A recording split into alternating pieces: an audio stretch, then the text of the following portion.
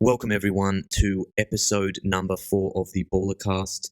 And today we're going to be talking about the round 3 playoff cards and more. But first, I've got with me as usual Tyler. Give a hello, Tyler. Hello, what's up, people?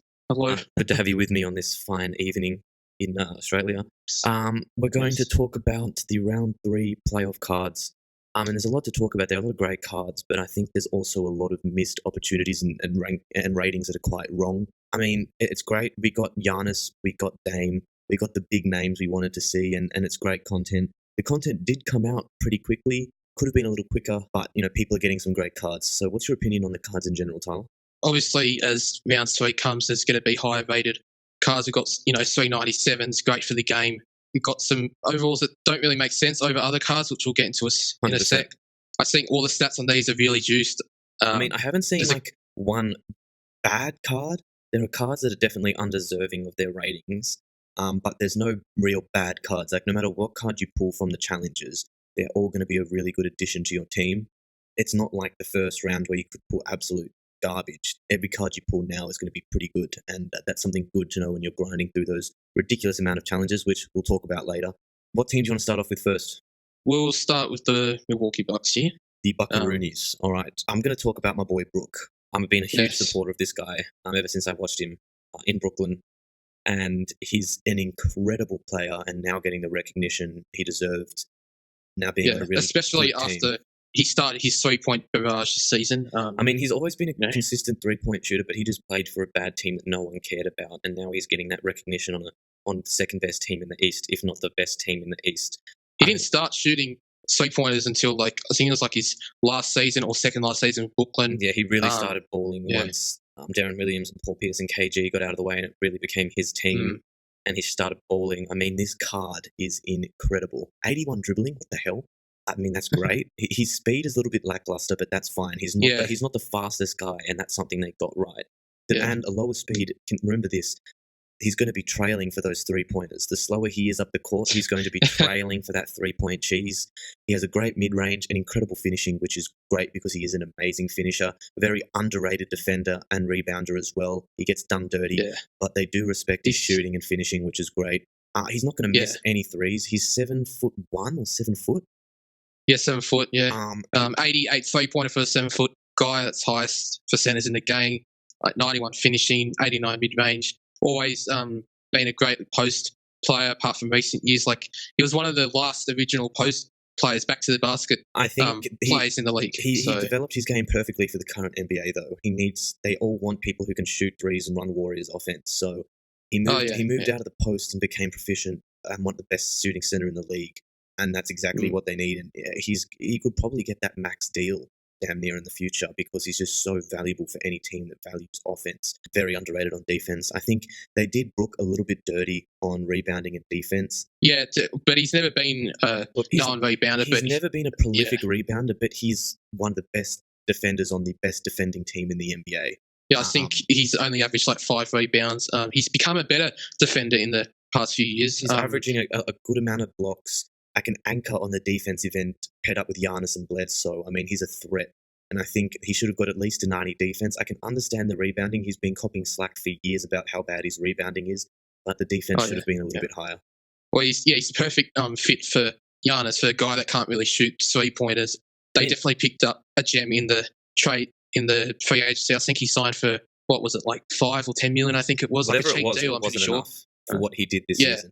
Giannis can shoot, though. He was shooting in the conference finals against Toronto. He just needs, I think next season he'll come out and really shoot maybe 35% from 3. That'd be even 30% maybe. I think, or 32%. I think he was feeling himself in the playoffs, and he really opened up his game. Was shooting threes really well, and it was net threes, not just bouncing in. It was net threes from the corner, which is the hardest spot on the court. He's developing his game great, and I think he's going to be a great addition, but having Brook and Middleton there to open up the floor is really why I think they got pushed so far into the playoffs, because their defense was amazing, but that offense just really came through. Yeah, and I've seen him shoot some 3-pointers from the furthest distance away from the 3-point line. He's shooting and from Steph Curry through the net. Yeah, well... no, if you're not Giannis. I was talking about Brook Lopez. I thought we were back on Brook Lopez. But no, Giannis has been shooting great. Brook Lopez has been shooting from the other side of the court. It's ridiculous. Yeah. Yeah. So I think you should definitely pick up this Brook Lopez, probably the best centre in the game. Yeah. I mean, he's got I've amazing seen him for dribbling. 200k. I mean, I've seen him for 200k. That's all right. 250k, I think I've seen him for as well. If he goes under 200k, under 200k, instant cop, I think. And I think he's really got no weakness. Talk about. No, I mean, I think one more topic. He definitely deserved to be the other 97 rated card. Chris Middleton, I mean, he's a great player. The way I see the ratings, it should have been Chris Middleton 95, Eric Bledsoe 93, and Brook Lopez 97. Brook Lopez and Giannis were the most impactful players and gave every team the biggest trouble on the defensive and offensive end. Chris Middleton was great and very impactful, but he was very streaky, and Bledsoe was absolutely atrocious. Besides in the conference finals, in every playoff game, he was very bad. His offense never really clicked, and I think he was choking when he was going that deep in the playoffs. But Brook Lopez definitely deserved the 97. We'll go on to the. I reckon my opinions on the ratings probably Giannis and Chris Middleton. I reckon Middleton probably 96, Lopez maybe 95, and Bledsoe the 93. Either way, Brook Lopez should have been. Speaking of Bledsoe, let's get on to him. The ratings have to be swapped around with Brook Lopez, definitely, because he was. Look, in the Celtics series, he was okay, like good enough at least for him. But in the conference finals, he was just barely even solid apart from game one. No show. But I mean, his card's good, so that's something like 96 speed, 92 defense, 93 finishing, 91 dribbling. Bro, the thing that really grinds my gears is they gave him a better rebounding than Brook Lopez. I mean, is that? Yeah, that's. Yeah. I mean, Brook Lopez is sitting on his couch saying, "Am I a joke to you?" I mean, I can't get over this. I mean, I don't know who's backing Eric Bledsoe at headquarters, but I think this Bledsoe's a great card. The 3-point rating is perfect. He can hit it. He's not prolific. Leave it. Mid-range, the same. Speed and dribbling, perfect. Defense, perfect. He's a first-team All-NBA defense. I mean, rebounding is stupid. Finishing is perfect as well. He can really get up there. He can finish with the best of them for his height. I think post makes sense. Everything makes sense. Yeah. Everything makes sense besides the 95 rating and the 84 rebounding, but all in all, a really good card. And I think if you pull him, don't be mad. Definitely a perfect backup point guard to spark your bench. I think he's the best defensive point guard in the game, actually. The 84 rebounding over the 82 rebound for Brook Lopez, I don't know if it's as ridiculous as the Chris Paul defense being the same defense as Jace Harden. That was good. That was funny. Next up, we've got 97 Chris Middleton. Okay, I don't know why this card got a 97. He was a great player and carried the Bucks offense for some good stretches, especially in those later conference finals when they lost 4 in a row. But, I mean, 97 overall is really pushing it. I don't think people are complaining, though, about this card. This is like, apart from this Giannis, this might be like best small forward in the game. No, I think it goes Giannis, LeBron, Middleton. Well, if you look at the defense, though, I mean, Middleton's got higher defense than LeBron. He's got about the same finishing, about the same mid-range. The height and the strength that will, make up for it, and the athleticism. There is a debate. I think he's okay. We'll do this. Tied second best. He's an amazing card. He's really bad at nothing. I mean, they did him good with that 91 speed. Yeah, he's not really a fast small forward. He's had a lot of injuries that slowed him down and made him focus more on his shooting. But I think he's a really good card. There's actually no weakness. And they gave him 5 better rebounding stats than Brook Lopez. Well, I mean, he's 6'8", so at least it's more height than a 6'1" Eric Bledsoe. Brook Lopez is 7 foot. If we're talking about height, B-Lo should be on a 90 rating. I mean, they gave Giannis a 92. Giannis is a great rebounder. Very athletic. Yeah. Brook Lopez should have a 90. Okay, I'm going to get off Brook Lopez because it's the most annoying thing of these whole playoff cards. I think there's nothing much more to say about Middleton. I think we're going to jump over to the... I actually think Chris Middleton, if this was a shooting guard, like his normal position he plays most of his career, this would be like best shooting guard in the game almost. 100%, dude, with the height of like T-Mac and stuff. I mean, he'd be incredible. Unfortunately, it's a small forward position. You could run him at shooting guard if you pull him, but it does look ugly when the it's red in the position if they're out of position. So I mean, whatever. Well, they've actually swapped because if you don't know, the Western Conference logo is red and the Eastern Conference logo is blue with like the colouring of it, and they swapped it around for this. A lot of people, I saw a couple of people saying like, "Why is it red? It should be blue. And why is it blue? It should be red." So I mean, don't really make it's sense good to there. switch it up. I mean, having red and red with the Blazers just would have looked bad. I can see that from a design point. I mean, having a red background with red jerseys just would have made the players not stand out. But okay, let's move on to the best. This Giannis, incredible. I'm going to let you talk about him. Unbelievable. 89 3.0, absolutely just threw realism stats in real life just out the window with this. I think his second highest card in the game has a 71 3.0 or something like that. So biggest increase of a stat for any playoff card by like a mile. Yeah. 96 finishing, incredible. That's accurate. 90 mid-range, incredible. Speed 93 for 6'11". I mean, that's accurate though. I mean, dribbling. I think the speed, finishing, dribbling, post, rebounding, and defensive stats are accurate. They went a little bit crazy with the 3-pointer mid-range, but he was shooting spectacularly in the conference finals. Well, spectacularly. Well, for Giannis' standards. Yeah, I guess. The dribbling, 92. I mean, this has better dribbling than like Eric Bledsoe, the point guard. But I know it's only by one, but is still. the Bucks point guard, let's be honest. Yeah, he does run the ball up most of it. Let's be honest. He does ISO the most as well. 91 post, 92 rebounding, 90 defense. I mean, if there was any, I don't really advise boxes to cut to people, but I mean, this might have to be one because like this is like literally the best card in the game. I mean, look, I'm going to wait till we see that 98 or 99 overall Kawhi Leonard, but if he wins Finals MVP, definitely. Yeah. I mean, I think regardless, he's the best small forward in the league, and so you think? I think he's easily better than KD. The KD's been a no-show in these playoffs. I mean, yeah, well, he's been injured. So they don't know when he's going to come back. Look, honestly, I think his injury is a calf injury. Kobe Bryant played through an ACL injury. I mean, look, if he really wanted to come back, he'd come back. I think Durant's annoyed at Draymond and the organization and wants to leave, and is doing what Kawhi did last year, and he's just skipping games and prolonging injuries because he doesn't want to be there. And he's already won his championships and cemented his legacy as the biggest snake. But I think Kawhi is the best small forward in the league, and it's coming from a LeBron fan as LeBron's the GOAT. I mean, he's just... Over LeBron, really. Over LeBron. I mean, he is absolutely incredible. This guy's a machine. He doesn't... If you watch his game and watch how humble he is, I mean, I'd save my money for the 98 or 99 rated Kawhi Leonard, who'd have I mean, but this Giannis, if you run this Giannis, you could run him at point guard and have the best point guard in the game, whereas Kawhi probably wouldn't have the same dribbling and speed that this Giannis does. Well, yeah, don't know if people are going to be running at point guard. He probably might. But, I mean, look, he has a 92 dribbling. What? I mean, that's better than most point guards. I'd run him at point guard. He runs point guard half the time, and people love the cheese with a tall point guard. Look at every basketball game there has been. I think this Giannis is the best card to get in a game, and if you're planning to run him at point guard, I'll copy him. If not, I'd wait for the Kawhi Leonard or KD that comes out in the NBA Finals cards.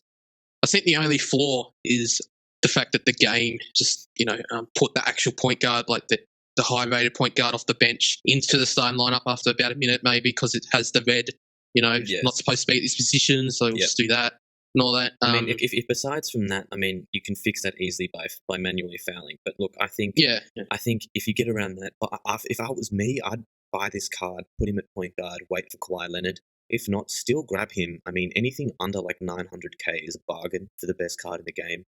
I mean, definitely go for it. I think we've kind of covered the Bucks, some strong opinions in there, but we've done well. I mean, all these cards are great cards. Couple of disagreements, but it is what it is. Let's move on to the Trail Blazers with the default looking Rodney Hood. If you pull this in your pack, you're going to be very disappointed. Actually, I would be livid. Yeah, because I saw one of the guys I follow on Twitter said I spent 3 hours on this, and for 90 Rodney Hood, I don't know how livid would you be, mate? I mean, look, it's good. He's a great six man. Yeah, he ain't going to start though. I mean, he's not going to be the hallmark shooting guard of your team. So, I mean, the thing I'd do is cop this card, put him on your bench. I don't think he'd go for much because everyone who gets him will probably put him straight on the block, and because they're so disappointed that they pulled this card. Yeah, not any of the actual 90. So, because this is like the lowest by like 3 overalls compared to other cards. A couple months ago, this would have been great, but this stage in the game where they're releasing 97s and soon to be 98/99s, I mean, it's just not going to cut it. Yeah, this might be like the cheapest 90 in the game, 100%. To be honest. If I pulled him, I'd just put him up for like 2 coins. I mean, he's got good stats, but like 88-3, 90 finishing, 88 mid, and 90 speed. He's just 87 dribbling. He's 6'8". He's just got. He's legit got J.R. Smith stats. Run him off the bench, but his defense is not going to hold up in a starting lineup. I mean, he's great six. He's 6'8" shooting guard. He's like the Chris Middleton, except just probably worse at every stat, obviously. I'm suggesting like 100k, maybe less. I'd say 70k or less. I mean, he's. Oh boy. Card prices are deflating, and this is the worst playoff card. And I think he's going to be very, very common. I mean, especially if you're pulling the playoff packs and the promo packs, he's probably going to be the most common one because he's the lowest rated. Yeah, it's definitely good to run off the bench, but nothing to be excited about that much if you pulled him in a pack. The amount of bench time, like bench playing time in this game, is so minimal. It's just not even worth it. I mean, he's a good card overall. I mean, if you're starting out the game and pull this, great. If you're not, and which most people who do play the game now are long-term players, just sell him, cop something else. Cop this CJ. Yes, good transition into that card. 93-pointer makes sense. 87 finishing could be higher. I'd like it to be a bit higher into the 90s. I see how it is an 87 finishing. He's good, but he's not Dame Lillard finish. He's not dunking on everyone. He's not doing jelly layups. He's not Euro stepping everyone. No? Yeah, but in the playoffs he was finishing really good.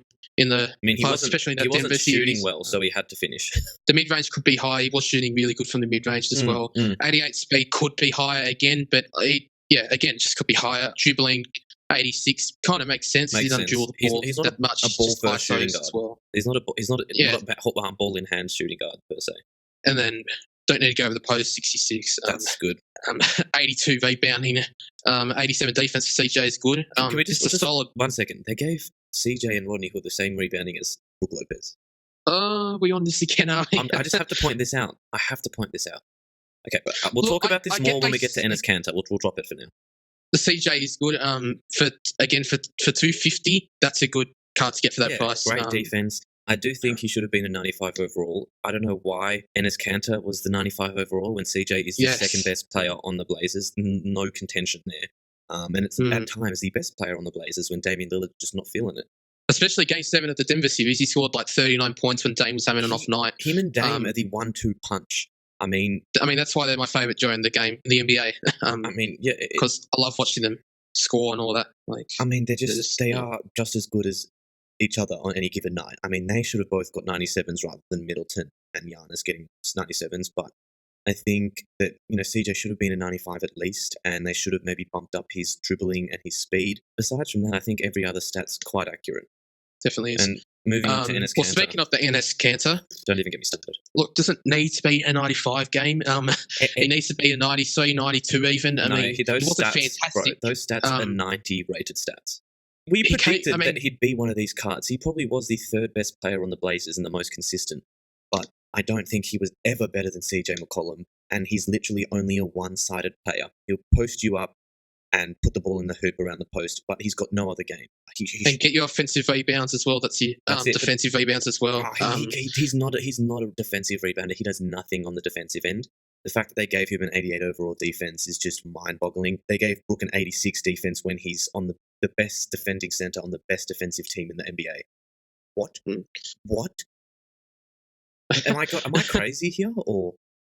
They should have swapped the rebounding and the defense for Enes Kanter, like an 88 rebounding, or just blow the defense. I don't know. Look, people will take it, I guess, because 92 finishing, 93 posts, 82 3-pointer.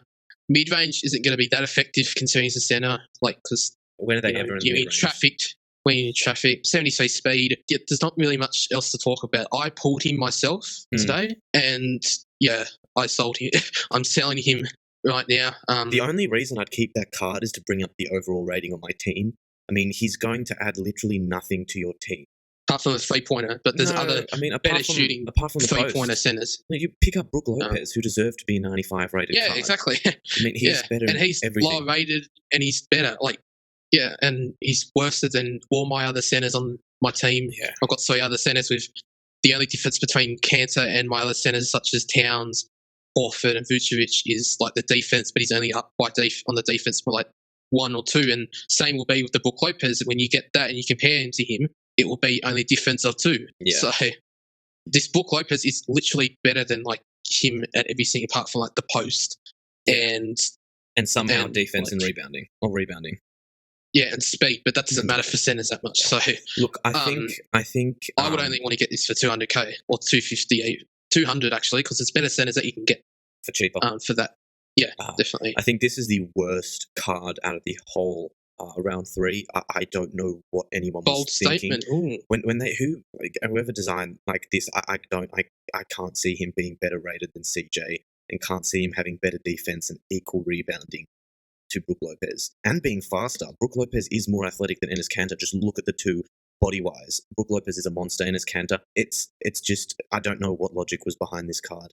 I don't know. But look, it is what it is. He's still a 95 rated. He'll boost you overall, and he'll shoot a couple threes if you're wide open, obviously. Like, now we move on to Dame Darla. A deserving card, which is something I can't say for most of the cards in this these sets. One of my favourite players in the NBA, probably like top three, my favourite. What do you think of this card? I think it's perfect. I think his speed, his mid-range, perfect. Finishing, perfect. 3-point, speed, perfect. I mean, dribbling could have been a little bit higher, but they didn't want to make this card incredible. Post is fine. Rebounding, better than Brook Lopez. Why? Yeah, okay. And defense, better than Brook Lopez, when Damian Lillard is known to be one of the worst defensive point guards in the league. He's getting better. He's still one of the worst. Yeah, definitely. He's still one of the worst. But he's only one less defense than Giannis, and Giannis is, when he defends, he can be elite defender. He can guard 1 through 5. I mean, Damian Lillard can barely guard 1 through 1. So, I mean, I don't know what. I mean, it's great for the game, but it's just not realistic. And some cards are just underwhelming, and some cards are overwhelming, and then some cards are perfect. I think there just needs to be a little bit more consistency. I mean, everything besides the rebounding and the defense for this card is great. Rebounding should be in the 60s to 70s, and defense should be an 80. And then that card would be Damian Lillard. That would be Damian Lillard. Well, I mean, his highest rated card before this had an 85 defense, so I get you had to raise the defense. Okay, give him an 85 then, because in this series, if we're being realistic, he was guarding Curry, who just absolutely worked him on offense. And if this is reflecting the playoffs round 3, he was a horrible defender and let Steph Curry go to town. So Curry scored 30 points per game. He had 35 points per game or 33. I mean, it should be an 85 or below, but look, it is what it is. It is actually the most accurate card besides 2 ratings, so they did a good job on Dame. It's good to see him get the respect he deserves. Actually, if I'm not mistaken, it's actually an 81 defense, so 85 defense would actually be perfect. So. No, I think 81 or 82 defense would be perfect. He's not improved at all, and in fact, just let Steph Curry put a leash on him. In those conference finals, they just got swept, and it was like, even I think Dame and CJ just didn't show up, and I think they were getting stretched too far on offense and defense, which they've never done before. So I think the stats should better reflect how Damian Lillard played, but look, it is what it is. He is out of the box as well, so I'd probably wait maybe, but is there going to be for point guards? Because if there's like a 99 Steph Curry, for example, like he's not going to have great defense. He's just going to. Curry led the league in steals like 2 or 3 years ago. He is one of the best defenders. He's just lanky. He's very good on defense, and people. And he's not great on defense. That's what I don't like. A lot of people disrespect him on defense. He is a very good defender, can read the ball, is very good on ball. He just lacks the strength to compete with people like Westbrook and stuff like that. Don't disrespect Curry's defense. I don't like the Warriors, but don't disrespect Curry's defense because it is great. You sure his defense is good? Because last time I checked, I thought he was one of the worst defenders. Like in this game, his highest defense is like a 74. Well, look, and like his overall defense in the NBA is like not very good. Tyler, we've just read these cards. We just read the stats of these cards, and these stats do not reflect the overall NBA. So, I mean, Steph Curry at least deserves an 85. He led the league in steals in both of his MVP seasons, if not one of them. And stealing a ball is a lot harder than just staying in front of someone a lot of the time. And that's why he is sometimes considered such a bad defender, because he's going for those steals, which then lets people just push by him. You've got to risk it to be a great defender, and he does, and it proves with his steals per game. So he is a great defender, and I think he should at least have an 85. If they gave Damian Lillard an 89, Curry deserves an 89. I mean, let's be honest. They have that as an 89, when they have Damian Lillard's defense as an 89. Curry deserves an 89. He's a better defensive point guard than Damian Lillard. Let's be honest. And I'm hoping Curry has a 98 or 99. If they win the finals, Kevin Durant's not winning MVP, so I think it's no chance. It's going to have to be Steph Curry if they win MVP, or Draymond Green. Well, I mean, you said Kawhi even if they lost, right? Like, even if they lost, Kawhi Leonard might still win MVP. He's just that good. Because that's only ever happened once in NBA history, and that was Jerry West in the first ever year. But that was because he averaged like freaking like 38 points per game or something. But Kawhi is the best two-way player on the planet. The best player on the planet right now. KD's a no-show. LeBron's out of the playoffs. Kawhi's carried Toronto. He's already the best Raptor of all time in one season. Oh, I mean, some people are calling that. I didn't think you'd call that. No, he's the best Raptor of all time. He's gotten the team that's never been to the NBA Finals in his first season and won them Game 7s, hit shots, being consistent, carried the team defensively, made Kyle Lowry not choke in the playoffs. I mean, what more can you do for a franchise? I mean, so I'm looking forward to that Kawhi, but enough with that. We're going to talk about predictions. And I think we're going to go with the Raptors first. Obviously, they're in the finals. If you haven't heard, Drake's told me about 15,000 times. We're going to talk about the Raptors. We're going to see cards Kawhi, Kyle Lowry, Pascal Siakam, and Marc Gasol. Fred VanVleet or Marc Gasol. Oh yeah, Fred VanVleet. He's also becoming one of my favorite players. Like undrafted. He's like the best undrafted player in the league right now. I reckon. Well, Jeremy Lin's also undrafted, but yeah, he's not that good anymore. Yeah, but what's he doing? He's actually on the Raptors, so he could actually win a championship. That would be insane. Jalen, love that guy. He's really humble. But I think we're going to see a Kawhi, Kyle Lowry, 99 Kawhi, 97 Lowry, 95 or 96 Pascal Siakam, and like a 94 VanVleet or 94 VanVleet. Who had a better game one? Like Gasol had Gasol had a great game one, but VanVleet hit that crazy shot off balance towards the end of the game to push them even further away, because the Warriors were coming back multiple times for that fourth quarter, and VanVleet and Kawhi and put them behind, and I think it was at the point where Pascal Siakam scored like 9 straight baskets or 11 straight field goals. I mean, he scored them on Draymond, which was like, and Draymond was talking trash about being the best defensive player ever when Kawhi laughed in his sleep. I mean, it's just crazy what that kid did, and I think he might, if he keeps this up, he is going to win MVP and might even be this highest rated card on the Raptors. I mean, it's not going to happen, but I think he might be the second highest rated card from the Raptors if they do win. Because Lowry was great. He hit that like 40-foot three in the final, like second last play of the game. But besides from that, he shot like 2 for 9 or 2 for 8. So he didn't really show up. He's making great defensive plays, great passing, but I think Pascal and Kawhi, even Mark, have been great. At the moment, I'd choose Mark over VanVleet, but that's just because he scored 20. That's just game 20 points in the first one. I think VanVleet's been the better player in the playoffs altogether, though. Yeah, he's been really consistent. He hasn't really had that bad of games in the series. And he's always come off the bench, and everyone underestimates the Raptors bench. Their depth just never ends.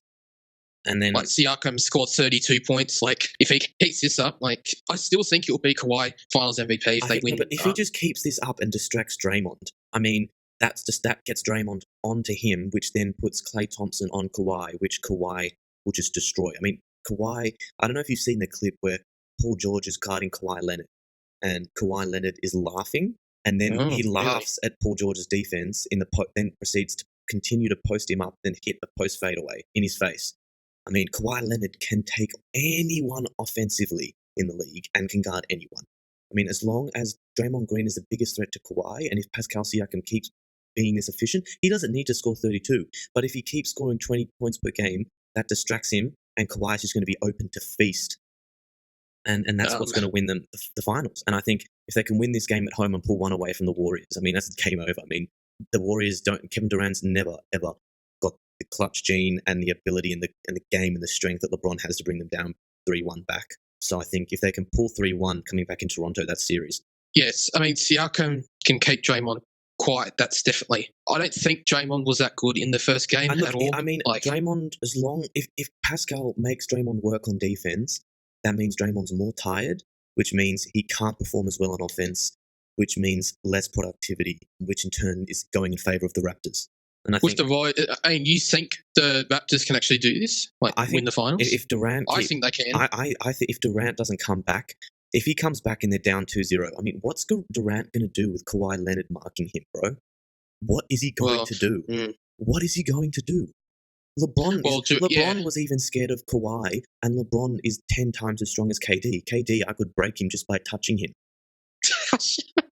I mean, you saw in the 2014 finals how Kawhi just shut down LeBron in that NBA finals. If Kawhi can shut down prime LeBron, he is going to walk over Durant. I mean, if I was Durant, I wouldn't even want to come back to the series because Kawhi would embarrass me. He's coming in game 3. That's his return. They say that's what they say. It hasn't been confirmed. I mean, I'd run from Kawhi. I mean, because Kawhi is a robot. He can do everything on defense and come back and not even be phased on offense. He doesn't even get tired. He's a machine. Was the reason why it's called the claw? Like, he's got the clamps on defense. He's got the big hands, grabbing the rebounds with one hand. Did you watch that highlight where he palmed the ball and just absolutely jacked up? He's literally his game is insane. I've never seen anyone so well-rounded besides LeBron. So I think Curry's going to get the highest rated card on the Warriors. Yeah, definitely. Followed by Draymond. if we're just judging off performance, followed by... Well, the question is, right, about the KD, because I know 2 games doesn't necessarily, probably get you a card, but because it's KD and, like, he's one of the best players in the world. Everyone just, bows down to him for some reason. He could probably still get a card. Watch him probably still get a card. Look, it's easier to average more points in the finals the less games you play. That's just fact. The less games you play, the more numbers you can put up, the less tired you are. But I still think Kawhi is going to clamp him and just embarrass him.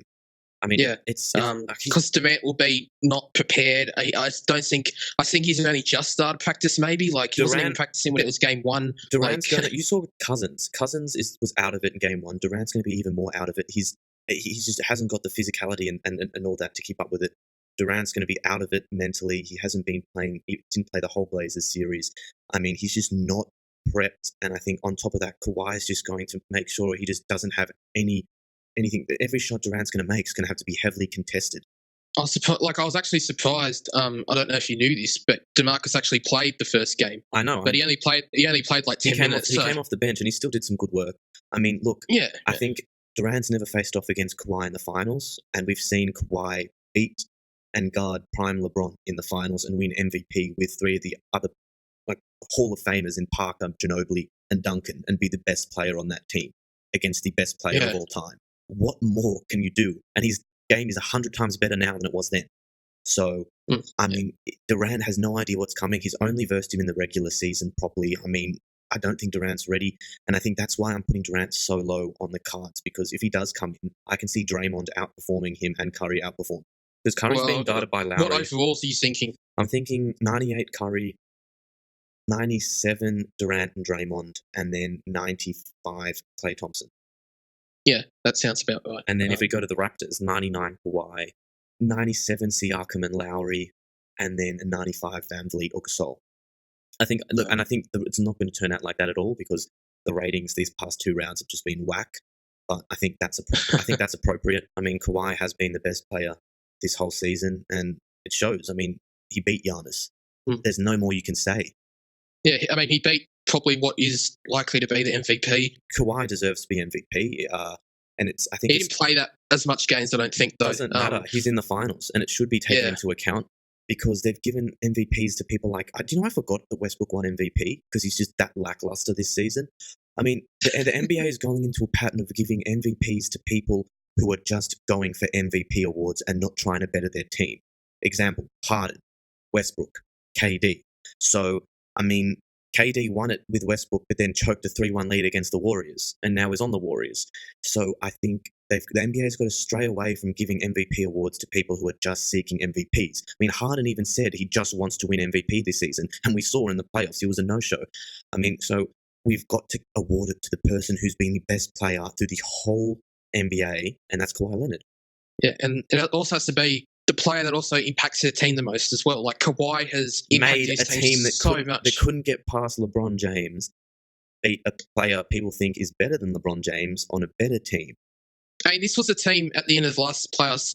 People were questioning. Once they fired their coach, they were questioning, will they ever actually, go further in the playoffs than this round or so, or this or something? And they've shown that in 1 year they can change their coach, who's only had 4 years of coaching experience. I'll let you in on a secret. It's not the coach. It's Kawhi Leonard. Yeah, I know. I'm going over the whole team. So it's you've got new coach, you've got new players. You've got a better player than DeMar and Lowry have in it. Lowry and DeRozan were choking in them. Time and time again, they just could not perform the playoffs whatsoever. And now Leonard has just come in saying, let me take this team to the finals. I am your franchise player, and I'm just going to dominate so much in this series and just take over. There's nothing more you can ask of a player than carrying a team. And people thought that the DeMar trade, that the Spurs were better off than the Raptors, and I laughed. People just thought Kawhi was a system player rather than an MVP and a franchise player, and he's clearly showed that he can carry a team that couldn't get past into the finals ever, even with Carter and McGrady and all these players. And he's taken them there with a team that's really not that incredible. Kyle Lowry is a veteran. He's not a superstar. He's a great player. He's not a superstar. 33, yeah. I think he is. Pascal Siakam is a rising star. Marc Gasol has a 35, walking stick. Um, I mean, like he's carrying a bunch of okay players to the finals. They're all great together, but if Kawhi Leonard wasn't on that team and DeMar DeRozan was still there, they wouldn't be in the finals. I guarantee you. Oh, definitely. I mean, not even a question. I don't know if they would have even gotten past the 76ers if they made it to there. That's what I'm saying. So that's why I think Kawhi Leonard deserves a 99, and then everyone else should be, look, Curry can get a 98. Give Durant a 98 if you want. I mean, everyone jumps on the Durant bandwagon and the Warriors bandwagon. Give him a 98. But just respect Kawhi Leonard and how much he's done. Whether or not they win or not, he is the best player on the planet.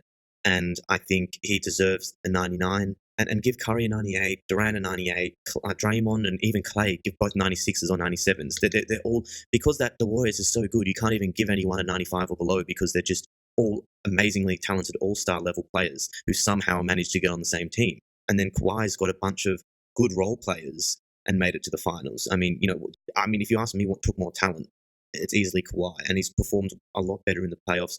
He hit a game winner in Game 7, never been done before in playoff history. I mean, he's just done so much, and I think he gets that 99. I mean, look, he won't get the 99 because I can just tell the NBA live devs are just like, nah, Durant, of course, best player ever alive, I mean, but I think from everyone in the NBA is just in awe of how well these Raptors are doing.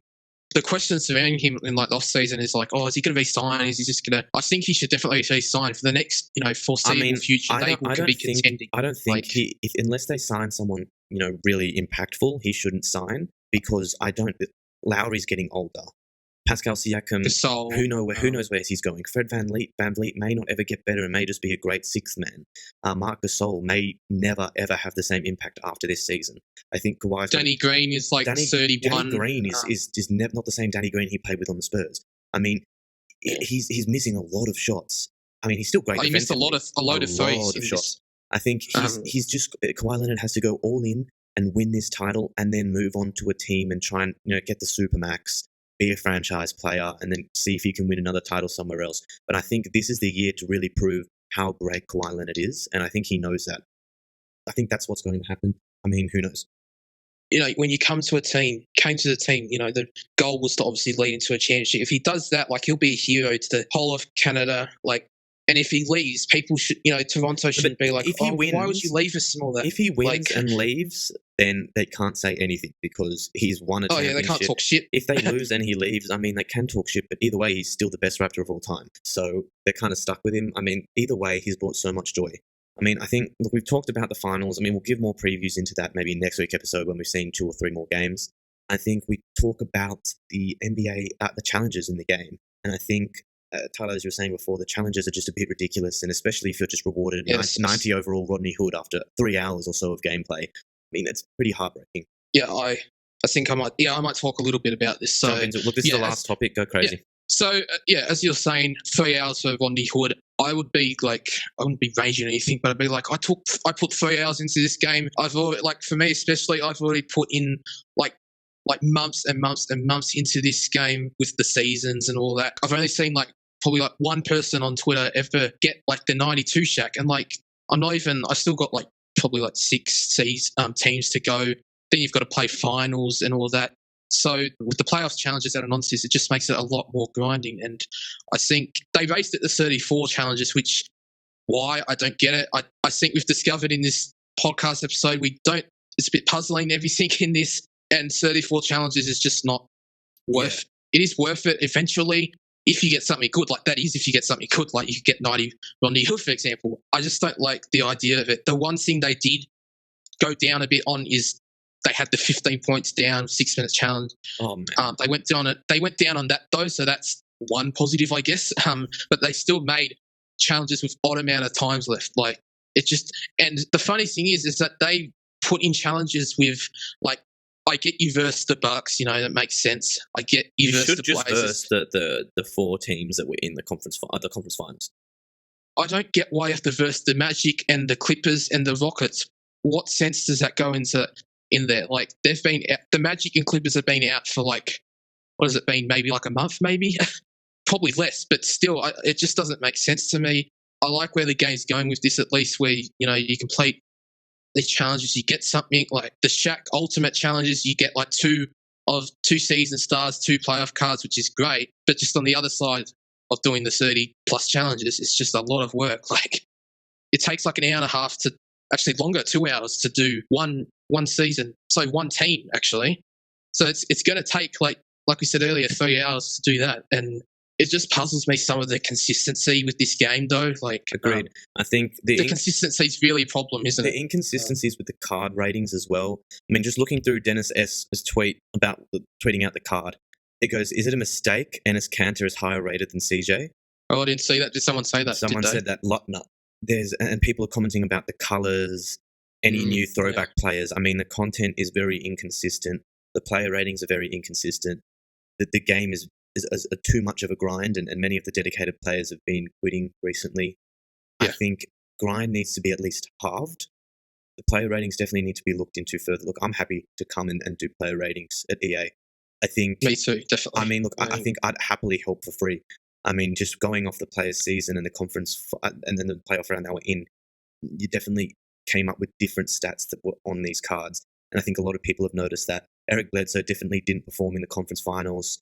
Chris Middleton didn't perform as well as Giannis to get the same rating. Enes Kanter, some of the stats a bit weird as well. And look, I think it just needs consistency. If you're going to give Damian Lillard an 84 rebounding, why on earth are you giving Brook Lopez an 82 rebound? 82. Yeah. I mean, it just has to be consistency. And I know they're trying to make cards more attainable, and Lillard's the topper, so he needs to be amazing for people to purchase the pack. I think if you just upped his 3-point rating and his mid-range rating and lowered his defense and rebounding, that would have compensated. And that's actually realistic. I mean, Lillard's hit countless 40-foot, 45-foot three-pointers like it's nothing. I mean, so I think the consistency on the cards needs to be worked over. The challenges need to be looked into again, because a lot of people have wasted 3 hours, wasted in quotation marks, to get a 90 overall Rodney Hood. I think maybe one of these podcast episodes we might talk about.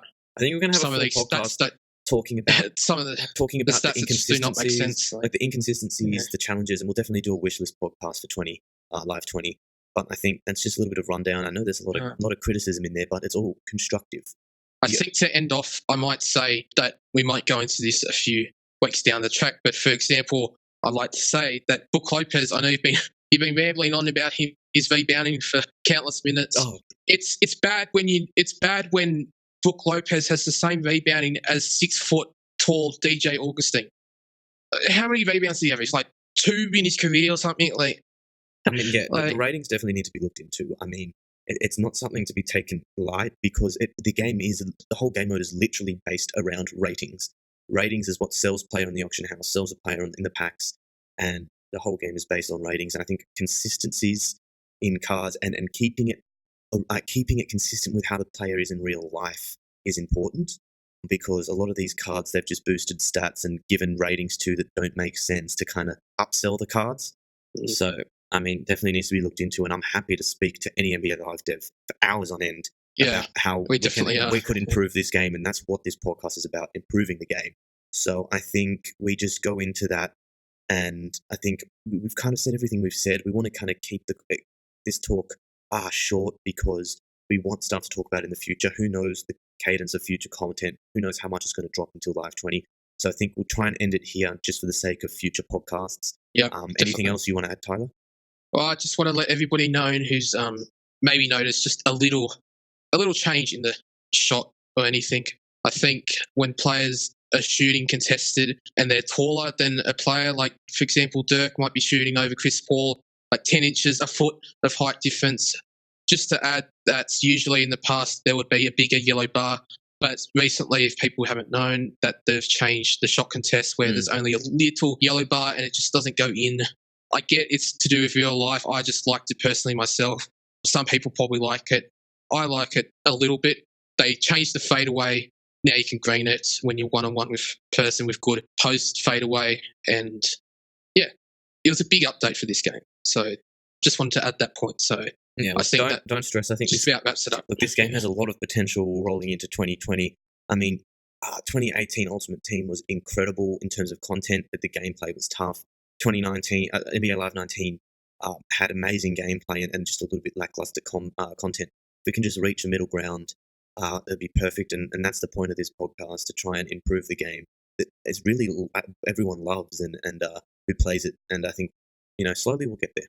I mean, I definitely love playing this game a lot. Like, it is the most fun I've had playing a basketball game. I mean, 2K and other basketball games are very unrealistic and more made just for a kind of arcade feeling, or they're too realistic and it's not fun.